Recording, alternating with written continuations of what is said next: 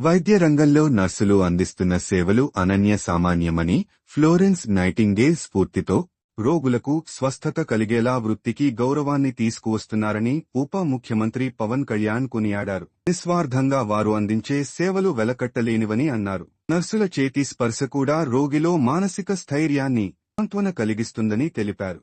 అంతర్జాతీయ నర్సుల దినోత్సవాన్ని పురస్కరించుకుని మంగళగిరిలోని క్యాంపు కార్యాలయంలో పిఠాపురం నియోజకవర్గం పరిధిలోని ప్రభుత్వ ఆసుపత్రుల్లో పనిచేస్తున్న స్టాఫ్ నర్సులతో సమావేశం అయ్యారు. నియోజకవర్గ పరిధిలోని ప్రభుత్వ ఆసుపత్రులలో ప్రశంసనీయ సేవలు అందించిన 8 మంది స్టాఫ్ నర్సులను సత్కరించారు. వారి సమస్యలు అడిగి తెలుసుకున్నారు.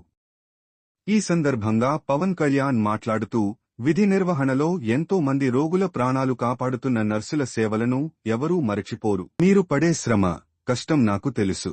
కోవిడ్ సమయంలో ప్రాణాలను సైతం లెక్క చేయకుండా మీరు విధులు నిర్వర్తించిన విధానం మరువలేం అన్నారు. ఇటీవల సింగపూర్లో నా కుమారుడు మార్క్ శంకర్ ప్రమాదానికి గురైనప్పుడు ఆసుపత్రిలో ఉన్న సమయంలో అక్కడ నర్సులు చేసిన సేవలు చూసినప్పుడు మరోసారి మీ కష్టం గుర్తుకు వచ్చింది. మిమ్మల్ని కలిసి మీరు అందించే సేవలు మరచిపోలేనివి అని చెప్పి కృతజ్ఞతలు తెలిపారు. అంతర్జాతీయ నర్సుల దినోత్సవాన్ని పురస్కరించుకుని మిమ్మల్ని కలిసే అవకాశం రావడం ఆనందాన్నిచ్చింది. నా దృష్టికి తీసుకువచ్చిన సమస్యలను వైద్యారోగ్య శాఖ మంత్రి సత్యకుమార్ యాదవ్ దృష్టికి తీసుకువెళ్తామని తెలిపారు.